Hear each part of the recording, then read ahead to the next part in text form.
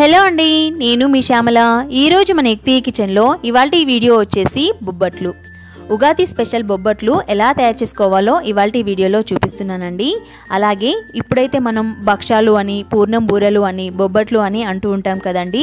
అమ్మమ్మ స్టైల్లో మా చిన్నతనంలో ఎలా తయారు చేసేదో ఇవాల్టి వీడియోలో చూపిస్తున్నానండి. అమ్మమ్మ చేత్తో చేసిన పూర్ణం బూరెలు అంటే మాకు చాలా చాలా ఇష్టం అండి. మా సైడ్ అయితే మేము బూరెలు అంటూ ఉంటాము. సో అమ్మమ్మ స్టైల్లో బూరెలని ఎలా తయారు చేసుకోవాలో ఇవాల్టి వీడియోలో చూసేద్దాం.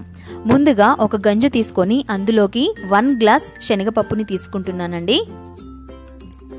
ఈ 1 గ్లాస్ శనగపప్పుని గంజులోకి యాడ్ చేసేసుకొని పప్పుని ఒక 2 సార్లు చక్కగా కడిగి తీసుకోండి. ఈ విధంగా కడిగి తీసుకున్న తర్వాత పప్పు ఉడికేంత వరకు, ఇలా పప్పు మునిగేంత వరకు వాటర్ని వేసేసుకొని స్టవ్ ఆన్ చేసుకొని స్టవ్ మీద పెట్టుకొని పప్పుని ఉడికించుకోండి. నేను గంజు పైన ఎలాంటి మూత అనేది పెట్టట్లేదండి, ఎందుకంటే పప్పు అనేది పొంగు వస్తుంది కదా. ఈ విధంగా మంటని మీడియం ఫ్లేమ్లోనే ఉంచుకొని పప్పు ఉడికేంత వరకు ఉడికించుకోవాలి. ఇలా మధ్య మధ్యలో కలుపుతూ ఉండాలి. ఇప్పుడు ఒకసారి చూపిస్తున్నాను చూడండి, పప్పు ఉడికిందా లేదా చెక్ చేసుకుందాం. ఒకసారి కలిపేసుకొని ఈ విధంగా పప్పుని తీసేసుకొని ఈ విధంగా చేత్తో ప్రెస్ చేసుకుంటే ఉడికిందా లేదా తెలుస్తుంది. కాస్త పలుకుగా ఉంది, మరొక 5-10 నిమిషాల పాటు ఉడికించేసుకోండి. పప్పు చక్కగా ఉడికిపోయిందండి. ఇక చూపిస్తున్నాను చూడండి, ఈ విధంగా ఉడికిపోయిన తర్వాత ఒక చిల్లులుగా ఉన్న గిన్నెలోకి పప్పుని వేసేసుకొని వాటర్ని వడగట్టుకొని ఈ పప్పుని కాస్త తడి లేకుండా ఆరబెట్టుకోండి. ఇప్పుడు అదే గంజులోకి బెల్లాన్ని తీసుకున్నానండి. బెల్లం వచ్చేసి 1 గ్లాస్ వరకు తీసుకున్నాను, అలాగే మరొక పావు వంతు తీసుకున్నానండి. కాస్త బెల్లం ఎక్కువనే తీసుకోవాలి. అలాగే టీ గ్లాస్తో 1 గ్లాస్ వరకు వాటర్ని వేసేసుకొని బెల్లాన్ని కరిగించుకోండి. బెల్లం కరిగేలోపు పప్పు చక్కగా ఆరిపోయింది కదండి. ఒక మిక్సీ జార్లోకి సరిపడా పప్పుని వేసేసుకొని మిక్సీ పట్టుకోండి. చూడండి, ఈ విధంగా మిక్సీ పట్టుకుంటే సరిపోతుంది. ఇలా మిక్సీ పట్టుకున్న ఈ పప్పు పౌడర్ని వేరొక డబ్బాలోకి యాడ్ చేసేసుకుందాం. ఈ విధంగా మనం తీసుకున్న పప్పు మొత్తాన్ని మిక్సీ పట్టేసుకొని ఇందులోకి యాడ్ చేసేసుకోండి. నేను ఇక్కడ మొత్తం అంతా పట్టిన తర్వాత చూపిస్తున్నాను చూడండి. ఈ విధంగా పౌడర్ కింద పట్టేసుకుంటే సరిపోతుంది. అమ్మమ్మ అయితే చిన్నప్పుడు రోట్లో వేసి దంచేది, ఇప్పుడైతే మిక్సీ జార్లు ఉన్నాయి కదండి. నేను బెల్లాన్ని తీసుకొని అలాగే కరిగిపోయింది కదండి, వేరొక గంజులోకి వడగట్టి తీసుకున్నాను. డస్ట్ అనేది ఉంటుంది కదా. ఈ విధంగా చక్కగా కరిగిపోయింది కదా.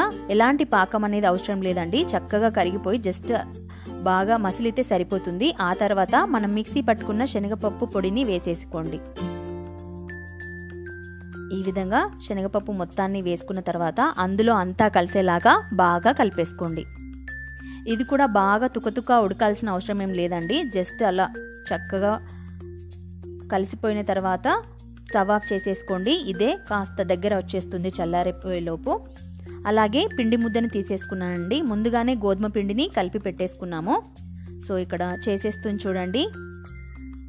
ఇలా ఒక పీట పైన కొద్దిగా ఆయిల్ని రాసేసుకొని ఇలా చపాతీలాగా చేసేసుకోండి. నేనైతే గోధుమ పిండితో ప్రిపేర్ చేసేస్తున్నాము. ఇలా పూరీలాగా చేసేసుకున్న తర్వాత అందులోకి మనం ప్రిపేర్ చేసేసుకున్న పూర్ణాన్ని పెట్టేసుకొని ఈ విధంగా క్లోజ్ చేసేసుకోండి. ఇలా క్లోజ్ చేసేసిన తర్వాత ఇలా చేత్తో మొత్తం అంతా ప్రెస్ చేసేసుకోండి. చాలా చాలా ఈజీగా ప్రిపేర్ చేసేసుకోవచ్చండి.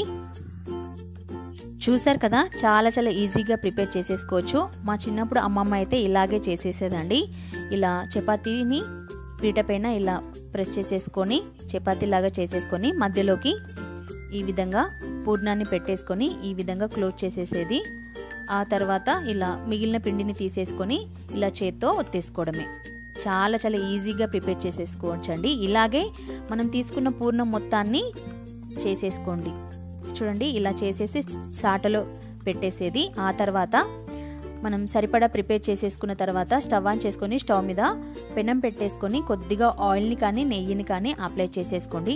మేమైతే ఆయిల్తో చేసేస్తున్నాము. ఇప్పుడు ఆయిల్ కాస్త హీట్ అయిన తర్వాత దానిపైన ఇలా మనం ప్రిపేర్ చేసేసుకున్న బూరెలని వేసేసుకోండి.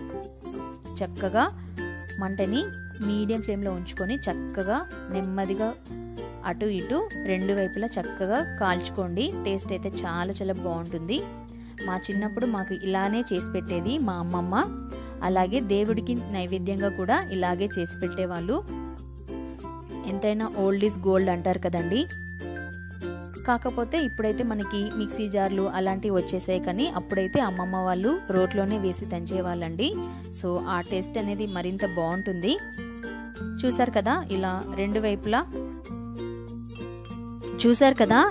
రెండు వైపులా తిప్పుకుంటూ ఇలా కలర్ వచ్చేంత వరకు కాల్చుకుంటే సరిపోతుంది. ఈ విధంగా చక్కగా ఫ్రై చేసుకున్న తర్వాత ఈ పూర్ణం బూరెని తీసేసుకొని ఇలా డబ్బాలోకి వేసేసుకోండి. నేను మరొకటి కాల్చి చూపిస్తున్నాను చూడండి. ఈ విధంగా పెనం హీట్ అయిన తర్వాత దానిపైన కొద్దిగా ఆయిల్ని వేసేసుకోండి. ఒక 1 టేబుల్ స్పూన్ వరకు ఆయిల్ అప్లై చేసేసిన తర్వాత మనం ప్రిపేర్ చేసుకున్న బూరెని వేసేసుకొని ఇలా రెండు వైపులా తిప్పుకుంటూ ఆయిల్ని వేసుకుంటూ కాల్చుకోవాలి. చక్కగా మీడియం ఫ్లేమ్లోనే కాల్చుకోవాలండి. హై ఫ్లేమ్లో పెట్టుకుంటే మనకి త్వరగా మాడిపోతుంది కింద. ఈ విధంగా రెండు వైపులా తిప్పుకుంటూ అటు ఇటు మంచి గోల్డెన్ బ్రౌన్ కలర్ వచ్చేంత వరకు ఫ్రై చేసుకోవాలి. చాలా ఈజీగా ప్రిపేర్ చేసేసుకోవచ్చండి. ఎక్కువ కష్టపడాల్సిన అవసరం ఏమి ఉండదు. మనం పూర్ణాన్ని తయారు చేసేసుకొని ఫ్రిడ్జ్లో పెట్టేసుకున్నా కూడా అప్పటికప్పుడు కూడా చేసేసుకోవచ్చు. చూసారు కదా, ఈ విధంగా రెండు వైపులా తిప్పుకుంటూ గోల్డెన్ బ్రౌన్ కలర్ వచ్చేంత వరకు ఫ్రై చేసుకోవాలి.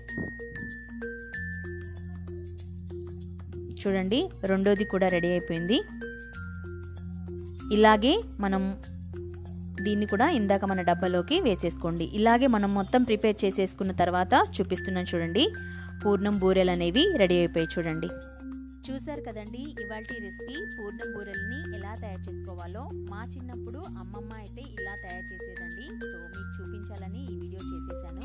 ఈ రెసిపీ కనుక మీకు నచ్చినట్లయితే ప్లీజ్ లైక్ చేయండి, అలాగే మీ ఫ్రెండ్స్కి షేర్ చేయండి. మరిన్ని వీడియోల కోసం మా ఛానల్ని సబ్స్క్రైబ్ చేసుకోండి. Thank you for watching.